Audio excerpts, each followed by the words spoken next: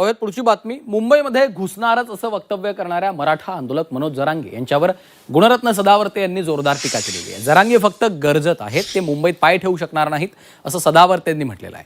जरांगेंना कायदाबाह्य वर्तन करता येणार नसल्याचं सदावर्ते यांनी म्हटलेलं आहे।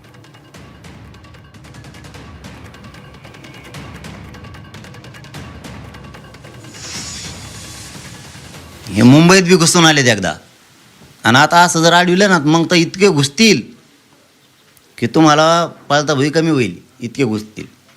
आणि एक दिवस नाही, 2 दिवस नाही, 3 दिवस नाही, मागणी मान्य हो तर आता मुंबई सोडितच नसतो आम्ही, 2दा सोडली। किती येड्यात काढणार तुम्ही लोकांना, आता सुट्टी नसती। ही अंतिम फाईट आहे, निर्णायक।